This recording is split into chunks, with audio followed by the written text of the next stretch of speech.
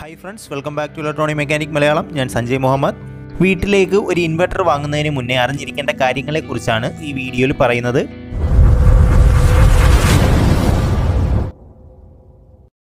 ആദ്യമായി ഇൻവെർട്ടർ വാങ്ങുന്നതിന് മുമ്പ് എത്ര കപ്പാസിറ്റി ഉള്ളത് വാങ്ങണം, ബാറ്ററി ട്യൂബുലാർ മതിയോ, ബാറ്ററിയും ഇൻവെർട്ടറും ഒരേ കമ്പനിയുടേത് തന്നെ വാങ്ങണോ, ഒരു ബാറ്ററി ഉള്ള ഇൻവെർട്ടർ വാങ്ങണോ അതോ രണ്ടെണ്ണം ഉള്ളത് വാങ്ങണോ, സൈൻ വേവ് ഇൻവെർട്ടർ വാങ്ങുന്നത് കൊണ്ട് പ്രത്യേകിച്ച് എന്തെങ്കിലും ഗുണമുണ്ടോ, സോളാർ ഇൻവെർട്ടർ നന്നായിരിക്കുമോ, അങ്ങനെ സംശയങ്ങളോട് സംശയങ്ങളായിരിക്കും. ഒരു ദിവസം ശരാശരി എത്ര നേരം കറണ്ട് പോകും, വീട്ടിലെ ഏതൊക്കെ ഉപകരണങ്ങൾ എത്ര നേരം ഇൻവെർട്ടറിൽ പ്രവർത്തിപ്പിക്കേണ്ടി വരും എന്നൊക്കെയുള്ള അടിസ്ഥാനപരമായ ചില കാര്യങ്ങൾ ഇൻവെർട്ടർ വാങ്ങുന്നതിന് മുമ്പ് ഓരോരുത്തരും അറിഞ്ഞിരിക്കേണ്ടതുണ്ട്.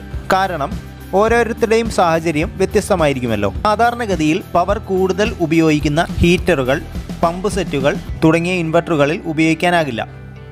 ഇതെല്ലാം ഉപയോഗിക്കാൻ കഴിയുന്ന കപ്പാസിറ്റി ഉള്ള ഇൻവെർട്ടറുകൾ ഇല്ല എന്നല്ല, പക്ഷേ ഇത് ജനറേറ്ററുകളെ അപേക്ഷിച്ച് ലാഭകരമാവുകയില്ല എന്നുള്ളതാണ് സത്യം. അതുകൊണ്ട് തന്നെ ശരാശരി ഗാർഹിക ഉപയോഗത്തിനുള്ള ഇൻവെർട്ടറുകളെ കുറിച്ചാണ് ഇവിടെ പറയുന്നത്.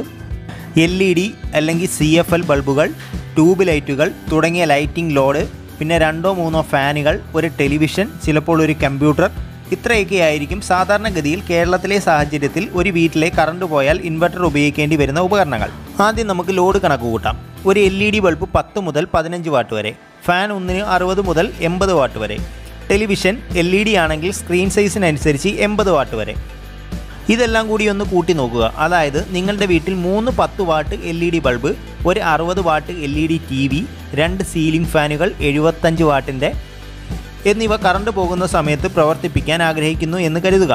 മൊത്തം പവർ 3 × 10 പ്ലസ് 60 പ്ലസ് 75 × 2 240 വാട്ട്. ഈ പറഞ്ഞ ഉപകരണങ്ങളെല്ലാം മൊത്തത്തിൽ 80% എഫിഷ്യൻസിയിലേ പ്രവർത്തിക്കൂ എന്നതിനാൽ 20% ഊർജ്ജ നഷ്ടമെങ്കിലും ഇതിനോട് ചേർക്കേണ്ടി വരും. പക്ഷേ ഇവിടെയും ചില പ്രശ്നങ്ങളുണ്ട്. ഈ പറയുന്ന ഉപകരണങ്ങളെല്ലാം ഓണാക്കുന്ന സമയത്ത് കൂടുതൽ ഊർജ്ജം ഉപയോഗിക്കുന്നവയാണ്.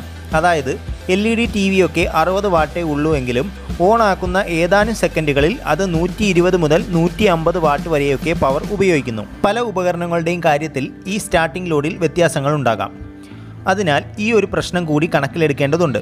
അതുകൊണ്ട് ഇതുകൂടി കണക്കിലെടുത്ത് നമുക്ക് ആവശ്യമായ ഇൻവെർട്ടറിൻ്റെ കപ്പാസിറ്റി ഒരു 500 VA ആണെന്ന് കണക്ക് കൂട്ടാം. പക്ഷേ നമ്മൾ കണക്ക് കൂട്ടിയത് കൊണ്ടും കാര്യമില്ലല്ലോ. 500 VAയുടെ ഇൻവെർട്ടർ കിട്ടുകയും വേണ്ടേ. വിപണിയിൽ പൊതുവേ നല്ല കമ്പനികളുടേതെല്ലാം തന്നെ 650 VAയിലാണ് തുടങ്ങുന്നത്. 650 VAയ്ക്ക് മുകളിലുള്ളത് വാങ്ങിയാൽ മതി.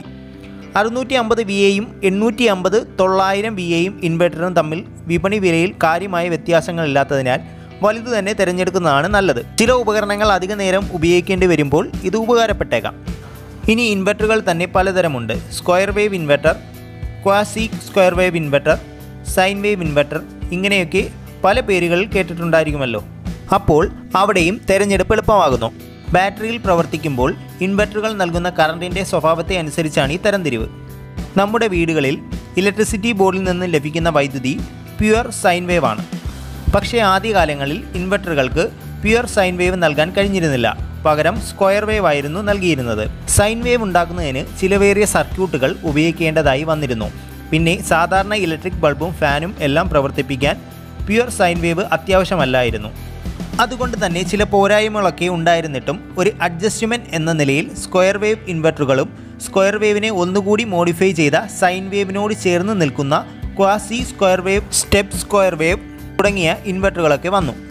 സൈൻ വേവ് അല്ലാത്ത ഇൻവെർട്ടറുകൾ ഉപയോഗിക്കുമ്പോൾ ഫാനുകൾ അല്പം ചൂടാകും. ടെലിവിഷനുകളിലും സൗണ്ട് ബോക്സുകളിൽ നിന്നുമെല്ലാം വണ്ട് മൂളുന്നത് പോലെയുള്ള ശബ്ദവും ഉണ്ടാകും. ഈ പ്രശ്നങ്ങളൊക്കെ അറിയാമായിരുന്നിട്ടും വിലയിൽ കാര്യമായ വ്യത്യാസം ഉണ്ടായിരുന്നതിനാൽ സൈൻ വേവ് ഇൻവെർട്ടറുകൾ പൊതുവെ വിപണിയിൽ അത്ര പ്രിയങ്കരമായിരുന്നില്ല. പക്ഷേ ഇപ്പോൾ സ്ഥിതി ആകെ മാറി. സൈൻ വേവ് ഇൻവെർട്ടറും മറ്റ് ഇൻവെർട്ടറുകളും തമ്മിൽ കാര്യമായ വില വ്യത്യാസം ഇപ്പോൾ ഇല്ല. 10 500 അധികം കൊടുത്താലും സൈൻ വേവ് ഇൻവെർട്ടറുകൾ തന്നെ തിരഞ്ഞെടുക്കുക. നിങ്ങളുടെ ഉപകരണങ്ങളുടെ ആയുസ്സിനും ശബ്ദമില്ലാത്ത പ്രവർത്തനത്തിനും അതാണ് ഏറ്റവും അനുയോജ്യം. ഇനി ബാറ്ററിയിലേക്ക് വരാം. ഇൻവെർട്ടറിനേക്കാൾ വിലയുള്ളത് ബാറ്ററിക്കായതിനാൽ ബാറ്ററി വാങ്ങിക്കുമ്പോൾ പ്രത്യേകം ശ്രദ്ധിക്കേണ്ടതായിട്ടുണ്ട്. ഒരു ബാറ്ററി 12 വോൾട്ടിൻ്റെ ആയിരിക്കും. നിങ്ങളുടെ ഇൻവെർട്ടർ 1 kVയിലും താഴെയുള്ളതാണെങ്കിൽ 12 വോൾട്ട് ബാറ്ററി മതിയാകും. 1 kVയിൽ അധികം കപ്പാസിറ്റി ഉള്ള ഇൻവെർട്ടറുകൾക്ക് 24 വോൾട്ടിൻ്റെ ബാറ്ററിയാണ് ആവശ്യമായി വരുന്നത്. അതായത് 12 വോൾട്ടിൻ്റെ 2 ബാറ്ററി വേണ്ടിവരും. ഈ ഒരു പ്രശ്നമുള്ളത് കാരണം സാധ്യമാവുമെങ്കിൽ ലോഡ് പരിമിതപ്പെടുത്തുക. 1 kVയിൽ താഴെയുള്ള ഇൻവെർട്ടറുകൾ വാങ്ങുക. നിലവിൽ ലെഡ് ആസിഡ് ബാറ്ററികളാണ് ഇൻവെർട്ടറുകൾക്കായി ഉപയോഗിക്കുന്നത്. ബാറ്ററിയുടെ കപ്പാസിറ്റി ആംപിയറിലാണ് സൂചിപ്പിക്കുന്നത്. അതായത് 60 Ah, 80 Ah, 100 Ah, 130 Ah അങ്ങനെ പോകുന്നു. വാഹനങ്ങളിൽ ഉപയോഗിക്കുന്നതും ഇതുപോലെയുള്ള ലെഡ് ആസിഡ് ബാറ്ററികളാണെങ്കിലും ഈ ബാറ്ററികൾ കണക്ട് ചെയ്താലും ഇൻവെർട്ടറുകൾ പ്രവർത്തിക്കും.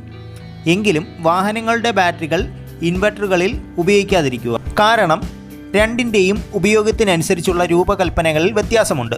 വാഹനങ്ങളുടെ ബാറ്ററികൾ സ്റ്റാർട്ടിംഗ് മോട്ടോറുകൾ പ്രവർത്തിപ്പിക്കാനായി കുറഞ്ഞ സമയത്തേക്ക് പരമാവധി കറണ്ട് നൽകാനായി ഡിസൈൻ ചെയ്യപ്പെട്ടവയാണ്. ഇൻവെർട്ടർ ബാറ്ററികളാകട്ടെ ഏകദേശം ഒരേ നിലയിലുള്ള കറണ്ട് ദീർഘനേരം നൽകാൻ കഴിയുന്ന രീതിയിലുള്ളതും. ഈ സാഹചര്യത്തിൽ ഇൻവെർട്ടറുകൾക്കായി തയ്യാർ ചെയ്യപ്പെട്ട ട്യൂബുലാർ ബാറ്ററികളായിരിക്കും കൂടുതൽ നല്ലത്. ഇൻവെർട്ടർ ബാറ്ററികൾ തന്നെ പലതരത്തിലുണ്ട്. സാധാരണ ഫ്ലഡഡ് ആസിഡ് ബാറ്ററികൾ, FLA, ഫീൽഡ് ലെഡ് ആസിഡ് എന്ന വിഭാഗത്തിൽപ്പെടുന്ന മെയിൻ്റനൻസ് ഫ്രീ VRLA തുടങ്ങിയവ അതിൽ പ്രധാനപ്പെട്ട ഉപവിഭാഗങ്ങളാണ്. ഇതിൽ ലെഡ് ആസിഡ് ബാറ്ററികൾക്കാണ് ഏറ്റവും വിലക്കുറവ്. അതിൽ ഇടയ്ക്കിടയ്ക്ക് ഇലക്ട്രോലൈറ്റിൻ്റെ അളവ് പരിശോധിച്ച് ഡിസ്റ്റിൽഡ് വാട്ടർ നിറച്ച് കൊടുക്കേണ്ടതായിട്ടുണ്ട്. ഉപയോഗത്തിനും കാലാവസ്ഥയ്ക്കും അനുസരിച്ച് പൊതുവെ 2-3 മാസങ്ങൾ കൂടുമ്പോൾ ഇത് മതിയായിരിക്കും. VRLA ബാറ്ററികൾക്ക് വില കൂടുതലാണെങ്കിലും ഇടയ്ക്കിടയ്ക്ക് വാട്ടർ ചെക്ക് ചെയ്യേണ്ട ആവശ്യമില്ല. ഗ്യാസ് എമിഷൻ കുറവാണ്, മറിഞ്ഞു വീണ് ആസിഡ് ലീക്കാവുമെന്ന പേടി വേണ്ട തുടങ്ങിയ ഗുണങ്ങളൊക്കെ ഉള്ളതുകൊണ്ട് വില താങ്ങാനാവുമെങ്കിൽ വാങ്ങാവുന്നതാണ്. നല്ല വായു സഞ്ചാരം ഉള്ളിടത്തായിരിക്കണം ഇവ സ്ഥാപിക്കേണ്ടത്. പക്ഷേ സ്ക്രാപ്പിൽ കൊടുക്കുന്ന സമയത്ത് VRLA ബാറ്ററികളുടെ വില സാധാരണ ബാറ്ററികളുടെ വിലയേക്കാൾ കുറവായിരിക്കും. നമുക്കിനി ബാറ്ററിയുടെ കപ്പാസിറ്റിയിലേക്ക് തിരിച്ചു വരാം. ഒരു ബാറ്ററിയിൽ 100 Ah എന്ന് മെൻഷൻ ചെയ്തിരുന്നാൽ അതിനർത്ഥം 12 വോൾട്ട് 100 ആംപിയർ കറണ്ട് 1 മണിക്കൂർ നേരത്തേക്ക് നൽകാൻ ശക്തിയുള്ള ബാറ്ററി എന്നാണ്. അല്ലെങ്കിൽ 10 ആംപിയർ കറണ്ട് 10 മണിക്കൂർ നേരത്തേക്കും 5 ആംപിയർ 20 മണിക്കൂർ നേരത്തേക്കും എന്നൊക്കെ പറയാം. അതായത് ആംപിയർ ഹവർ കപ്പാസിറ്റി കൂടുമ്പോൾ കൂടുതൽ നേരത്തേക്ക് കറണ്ട് നൽകാൻ ബാറ്ററിക്കാകുന്നു. ആദ്യകാലങ്ങളിൽ ഇൻവെർട്ടർ കമ്പനിക്കാർ ബാറ്ററി വിപണനം ചെയ്തിരുന്നില്ല. ഇൻവെർട്ടറും ബാറ്ററിയും വേറെ വേറെ കമ്പനികളുടേതായിരുന്നു വാങ്ങിയിരുന്നത്. പക്ഷേ ക്രമേണ ഇൻവെർട്ടർ കമ്പനികൾ തന്നെ അവരുടെ ബ്രാൻഡുകളിൽ ബാറ്ററികൾ കൂടി ഇറക്കാൻ തുടങ്ങി. മിക്ക ഇൻവെർട്ടർ കമ്പനികളുടെ ആദ്യകാല ബാറ്ററികളെല്ലാം തന്നെ ഏതെങ്കിലുമൊക്കെ ലോക്കൽ അല്ലെങ്കിൽ ചൈനീസ് കമ്പനികളുമായി സഹകരിച്ച് റീബ്രാൻഡ് ചെയ്ത് എടുക്കുന്നവയായിരുന്നു. അതിനാൽ തന്നെ ഗുണനിലവാരം വളരെ കുറവായിരുന്നു താനും. പരാതികൾ വ്യാപകമായപ്പോൾ ഇപ്പോൾ കാര്യങ്ങളിൽ വ്യത്യാസം വന്നു തുടങ്ങിയിട്ടുണ്ട്. എന്തു തന്നെയായാലും ബാറ്ററി വാങ്ങുമ്പോൾ ബാറ്ററിയിൽ സ്പെഷ്യലൈസ് ചെയ്ത കമ്പനികളിൽ നിന്ന് വാങ്ങുന്നത് തന്നെയാണ് ഉത്തമം. അതായത് എക്സൈഡ്, ആമറോൺ തുടങ്ങിയവ ഉദാഹരണങ്ങളാണ്. ഇൻവെർട്ടറുകൾ എത്ര നാൾ വേണമെങ്കിലും ഉപയോഗിക്കാമെങ്കിലും ബാറ്ററികളുടെ കാര്യം അങ്ങനെയല്ല. എത്ര നല്ല ബാറ്ററി ഉപയോഗിച്ചാലും ഉപയോഗത്തിനനുസരിച്ച് പരമാവധി 5 വർഷമൊക്കെ ആയുസ് ലഭിച്ചേക്കാം. ബാറ്ററി വാങ്ങുമ്പോൾ വാറണ്ടിയുടെയും എക്സ്റ്റൻഡഡ് വാറണ്ടിയുടെയും കാര്യത്തിൽ പിശുക്ക് കാണിക്കരുത്. കാരണം എപ്പോൾ വേണമെങ്കിലും നാശമാകാൻ സാധ്യതയുള്ള ഒന്നാണ് ബാറ്ററി. കൂടുതൽ കാലം റീപ്ലേസ്മെൻറ്റ് ഗ്യാരണ്ടി നൽകുന്ന ബാറ്ററികൾ അല്പം വില കൂടുതലായാലും തിരഞ്ഞെടുക്കാവുന്നതാണ്. വലിയ കമ്പനികളോട് കിടപിടിക്കുന്ന ഗുണനിലവാരമുള്ള ചില ലോക്കൽ ബ്രാൻഡ് ബാറ്ററികളും ഉണ്ട്. അതിനാൽ തന്നെ ബാറ്ററികളുടെയും വിൽപ്പനാനന്തര സേവനങ്ങളുടെയും കാര്യത്തിൽ അല്പം ഗവേഷണം നടത്തിയതിനു ശേഷം വാങ്ങുന്നതായിരിക്കും ഉത്തമം. ഓൺലൈനായി ബാറ്ററി വാങ്ങുന്നത് നഷ്ടമായിരിക്കും. കാരണം ബാറ്ററിയുടെ ഓൺലൈൻ വില മിക്കപ്പോഴും കടകളിലേക്കാൾ കൂടുതലായിരിക്കും. അതുകൊണ്ട് തന്നെ എപ്പോഴും ഓൺലൈൻ വിലയേക്കാൾ കുറഞ്ഞ വില കിട്ടാനായി വിലപേശാൻ മടിക്കരുത്. ബാറ്ററിയുടെ കപ്പാസിറ്റിയെക്കുറിച്ച് നേരത്തെ പറഞ്ഞല്ലോ. കേരളത്തിലെ സാഹചര്യത്തിൽ മഴക്കാലത്തെ ചില പ്രത്യേക ദിവസങ്ങളിൽ ഒഴിച്ച് മണിക്കൂറുകൾ നീളുന്ന വൈദ്യുതി തടസ്സങ്ങൾ അപൂർവമായിരിക്കും. പൊതുവെ നമ്മുടെ നാട്ടിൽ ഉപയോഗപ്പെടുത്തുന്ന ഇൻവെർട്ടർ പ്ലസ് ബാറ്ററി കോമ്പിനേഷൻ എന്ന് പറയുന്നത് 850 VA inverter plus 150 ampere hour battery എന്നതാണ്. ഇതിൽ 150 Ah ബാറ്ററി വേണമെന്ന് യാതൊരു നിർബന്ധവുമില്ല. 100 Ah ചെറിയ വൈദ്യുതി തടസ്സമുള്ള സാഹചര്യത്തിൽ ധാരാളം മതിയാകും. അതുപോലെ തന്നെ ഇൻവെർട്ടർ വീട്ടിലെ ഉപകരണങ്ങളുമായി കണക്ട് ചെയ്യുമ്പോഴും ശ്രദ്ധിക്കേണ്ട ചില കാര്യങ്ങളുണ്ട്. ഇൻവെർട്ടറിൻ്റെ വയറിംഗ് വളരെ ലളിതമാണ്. ഇൻവെർട്ടർ കണക്ട് ചെയ്യുമ്പോൾ ന്യൂട്രലും എർത്തും ഹൗസ് വയറിങ്ങിൻ്റേത് തന്നെ ആയിരിക്കും.